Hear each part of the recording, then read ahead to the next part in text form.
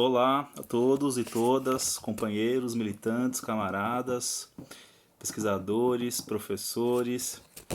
Estou gravando esse vídeo, algo que eu devia ter feito antes, já há muito tempo, para divulgar o livro que eu publiquei em 2017 pela Rizoma Editorial, uma editora pequena, mas com um catálogo muito legal, muito interessante, com uma pegada bem militante, reflexiva, e que é resultante da minha pesquisa de mestrado em filosofia política que eu realizei na Unifesp de Guarulhos, no campus de Ciências Humanas, com a ajuda do professor orientador Edson Telles.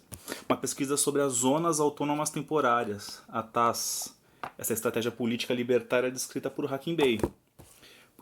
Um ativista norte-americano, estadunidense, mas que morou muito tempo no Oriente, principalmente no Irã, lecionando filosofia em língua inglesa. Tá? Então eu desenvolvi a pesquisa, ela acabou virando livro, e no livro, na pesquisa, eu procuro realizar uma problematização filosófica dessa estratégia política, né, chamada de TAS, a partir do pensamento de Foucault. Eu faço uso de vários filósofos contemporâneos, Deleuze, Guattari, Zizek, David Harvey, marxistas e não marxistas, alguns anarquistas, Bakunin, Proudhon, Malatesta, para tentar pensar essa estratégia política a partir de uma perspectiva filosófica e conceitual, e não apenas militante. Mas eu faço uso principalmente de dois conceitos elaborados por Foucault, filósofo francês do século XX, que é a noção de práticas de liberdade. Eu pego essa noção de Foucault para pensar a TAS, e também a noção de resistência política do Foucault. Tá? No primeiro capítulo, eu procuro fazer uma apresentação da TAS, tento eleger alguns elementos importantes para o processo de experimentação da TAS, das zonas autônomas temporárias, faço uma discussão mais abrangente sobre pós-anarquismo, que é um tema que o Hakim Bey traz, e que eu acho bem legal. Geralmente eu costumo duvidar dessas pós-verdade, pós-capitalismo, pós-modernidade, pós-política, pós-revolução, pós-tudo. Geralmente eu tendo a desconfiar dessas palavras com o prefixo pós, né? Mas no caso do pós-anarquismo, me parece que tem um sentido muito legal, muito interessante. Porque Hakim Bey, embora ele se diga anarquista, libertário e tudo mais, ele não está preocupado em fazer uma defesa irrestrita do anarquismo enquanto ideologia, enquanto corpo teórico. E parece que ele está um pouco livre disso. Em algum momento ele critica Marx, mas depois ele se aproxima e cita Marx novamente, e critica Bakunin em alguns momentos. Ele não está preocupado em defender uma identidade anarquista, embora ele se aproxime dos movimentos libertários e tenha um interesse genuíno pela filosofia política anarquista. Eu acho isso muito legal, né? Ao mesmo tempo que ele é anarquista e que ele participa da história do anarquismo, ele também se distancia dessa história. Se distancia em nome de um pensamento mais filosófico mesmo, mais filosófico e menos identitário, ideológico e tal. Então eu faço uma discussão bem abrangente, uso muito do pensamento do David Graeber também, um antropólogo anarquista, e enfim, procuro apresentar a TAS, né? Procuro relacionar a TAS com as manifestações de junho de 2013, porque eu realizei a pesquisa, comecei a pesquisa em 2014, logo depois, né? Logo depois dos protestos de junho de 2013. E naquele momento eu até fazia uma leitura bem positiva do que estava acontecendo ali. No texto eu demonstro certo entusiasmo com toda aquela dinâmica, né, política. Hoje até faço uma outra leitura do que foi aquilo. Mas no primeiro momento eu procuro discutir, sim, em junho de 2013, a partir da TAS, toda aquela tentativa política do MPL, naquele momento originário, né, em não fazer atos políticos hierarquizados, seguindo a lógica tradicional da esquerda, né, de pôr um carro de som, colocar um líder carismático que faz um discurso inflamado, e aí o rebanho de militantes fica lá embaixo, se inflama com aquele discurso, e acaba criando uma hierarquização do ato político.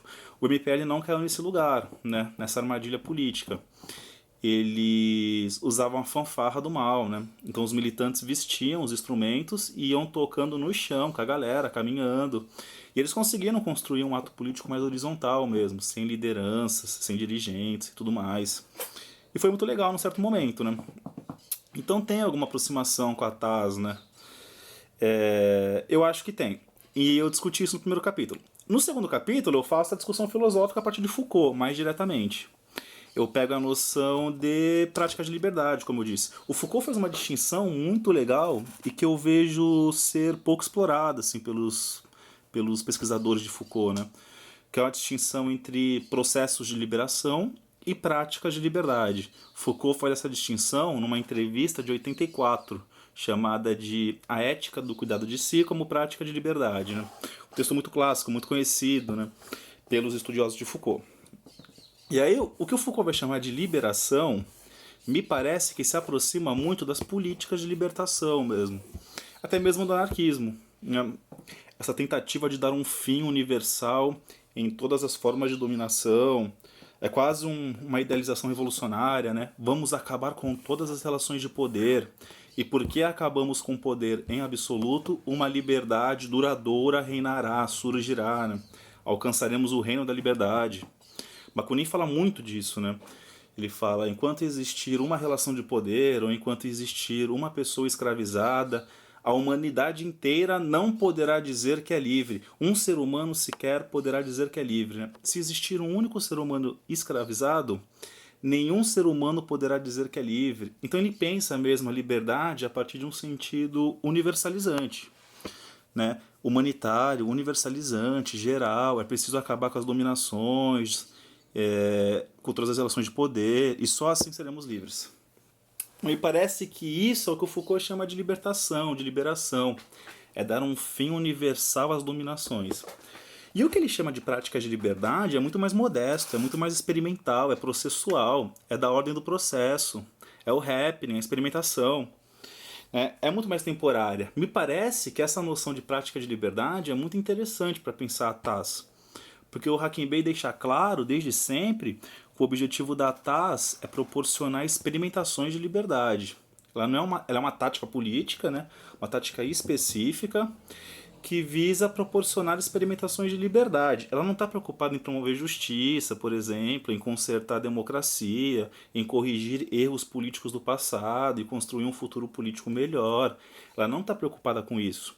Por isso que ela não rivaliza com outras táticas e com outras estratégias políticas. Ela é uma tática muito modesta, experimental, restrita e com um objetivo específico, um dispositivo de poder específico, de resistência específico. Então eu acho que isso que o Foucault chama de prática de liberdade pode ser uma noção conceitual muito legal para se pensar a TAS, do Hackenberg, as zonas autônomas temporárias. Então eu faço essa discussão no segundo capítulo. No terceiro capítulo, eu pego a noção de resistência política, também de Foucault. O Foucault define, um certo momento dos anos 70, ali, antes de entrar na problemática do governo e da governamentalidade das condutas, ele define o poder como uma relação de forças, uma guerra de forças. Né?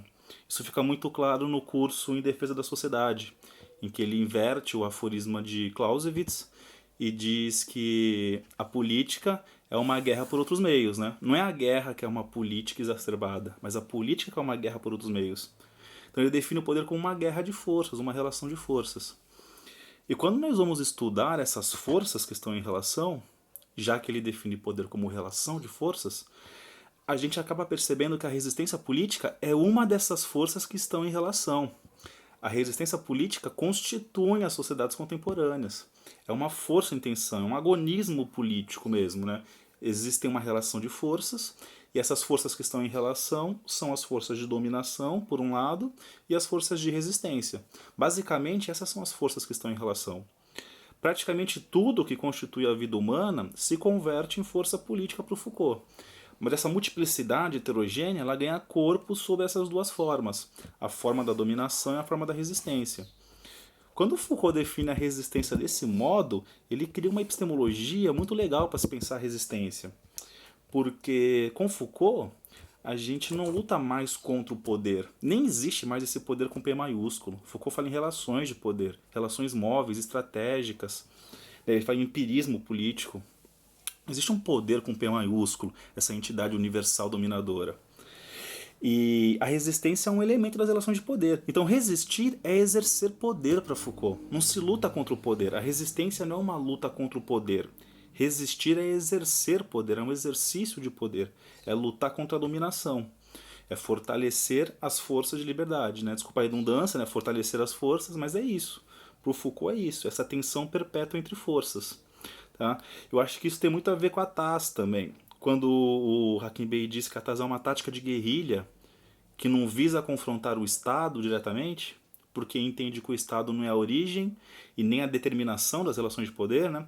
Então a TASS não visa combater o Estado diretamente, ela visa ocupar um espaço, pode ser um espaço de terra, um espaço de imaginação, né? Um espaço qualquer, uma zona, ofuscar as relações de poder daquela zona, ressignificar aquele espaço e dar um novo sentido. E fazer com que aquele espaço, aquela zona, proporcione experimentações de liberdade. Mas vai chegar um tempo que as relações de poder, essa tensão de forças, vai perceber aquele experimento libertário. Tá? E os dispositivos de repressão vão lá reocupar aquele espaço. A TASS toma consciência disso, né? Os ocupantes da TASS, os realizadores da TASS tomam consciência disso, e ao invés de partirem para o combate reativo, eles se escapam e ocupam outro espaço. Por isso que é uma zona autônoma temporária. É um dinamismo muito rápido. Né? É um sistema ataque e fuja, mas não reaja. Ocupa um espaço. Quando o poder vir para realocar aquele espaço, você escape que nem o outro. E você não cai na armadilha do devir reacionário, de reagir. Tá? Então eu acho que isso que o Foucault chama de força de resistência, um elemento indispensável para as relações de poder e para o equilíbrio social, tem muito a ver com o que o Hakim Bey chama de TASS também. Né? Tem muito a ver com o dinamismo prático da TASS. Esse é um ponto que eu defendo. Então eu faço essas discussões. Eu recupero a questão do pós-anarquismo, como eu disse. Eu recupero aquela discussão criada por Todd May, por Saul Newman, pela Margaret Hago no Brasil, que é a tentativa de aproximar a filosofia pós-estruturalista de Foucault, Deleuze, Guattari, Derrida, do anarquismo, né, essa junção entre anarquismo e pós-estruturalismo. Eu recupero essa discussão. Trabalho muito com um texto do Tomás Ibanez também, que Anarquismo é Movimento, um texto brutal, genial. E recupera uma série de outras discussões, recupera alguns experimentos políticos, fala um pouco do movimento zapatista. Eu acho que há alguma aproximação entre o movimento zapatista, o levante em Chiapas, aquele levante originário, com a dinâmica da TASS. Eu não acho que o levante zapatista seja um exemplo claro e perfeito da TASS, mas há alguma ressonância, alguma aproximação, é isso que eu estou falando.